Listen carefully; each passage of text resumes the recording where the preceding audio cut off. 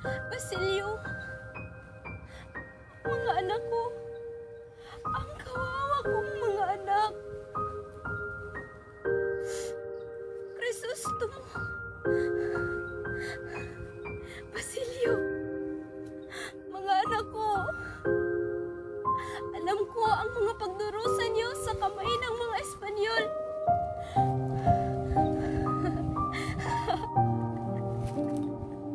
Sa kamay ng mga dayuhang nanakop dito sa ating bayan. Nakikita ko at nadarama ko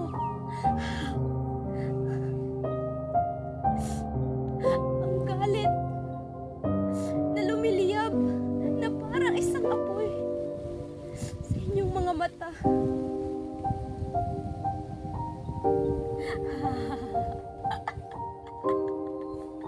Minsan, naalala ko pa mga panahon na tayo'y magkasama, masaya, kung saan ay inyong ama ay nabubuhay pa. Namumuhay tayong masagana, maligaya. Ngunit nang siya'y nawala, ang pagdurusa natin ay sobrang-sobra. Hindi lamang mga Espanyol, mga dayuhan, kundi ang ating sariling bayan, ang mga praile, ang mga kora, ang nag-aangkin ng lupa at kapangyarihan. Hindi lamang sila mga dayuhan, kundi kasangkapan ng ating sariling pinuno. Pinuno na sana'y nagpoprotekta at nagtatanggol sa atin. Ngunit ngayon, naging kamay na ng mang-aapi sa ating kapwa Pilipino.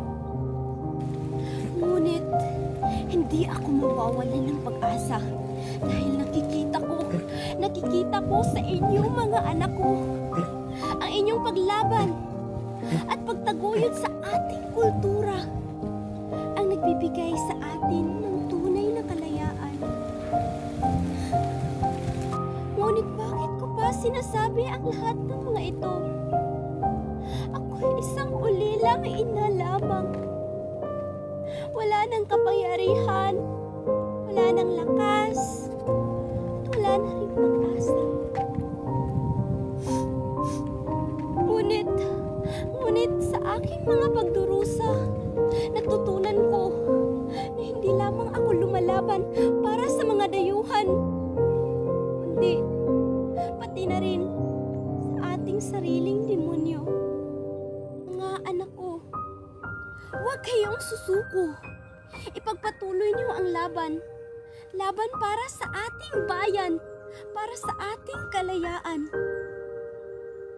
Mga anak ko, huwag niyong kalimutan ang ating kasaysayan, ang ating kultura, at ang ating pagkakakilanlan na siyang nagbibigay sa atin ng lakas upang patuloy na lumaban.